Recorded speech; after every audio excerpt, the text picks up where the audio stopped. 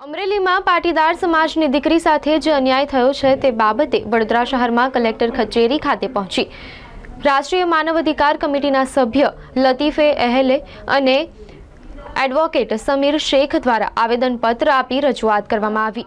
ન્યાય આપો પાટીદારની દીકરીને ન્યાય આપો, ન્યાય આપો, ન્યાય આપો પાટીદારની દીકરીને ન્યાય આપો। હાય રે પોલીસ, હાય હાય, હાય રે પોલીસ, હાય હાય।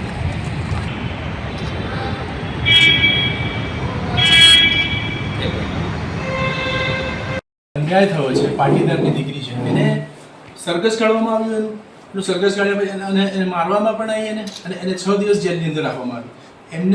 એને ન્યાય મળે એની માટે અમે રજૂઆત કરવામાં આવ્યા છે સરકારમાં કે જે ધારાસભ્ય સામેલ હોય, જે પણ પાર્ટીના હોય, અમે અત્યારે કોઈ પક્ષ તરફથી અમારે કંઈ લેવા દેવા નથી।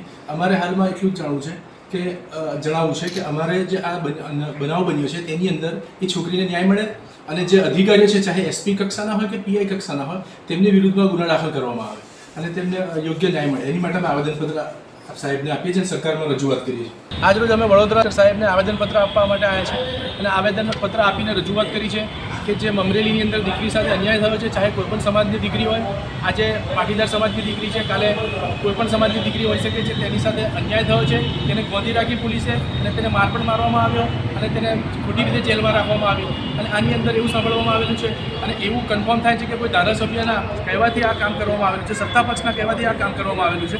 એટલે આ જે કામ થયું છે તેમની વિરુદ્ધમાં કાર્યવાહી થાય। આરોપીઓ જે પણ હોય, ચાહે પીઆઈ કક્ષાના હોય કે એસપી કક્ષાના હોય કે કોઈ પણ સરકારી અધિકારી હોય, કોઈ પણ હોય, એમની વિરુદ્ધમાં ગુનો દાખલ કરી, એફઆઈઆર દાખલ કરી એમને જેલ ભેગા કરવામાં આવે અને સમાજમાં એક દાખલો બેસે તેવું અમારી ઈચ્છા છે।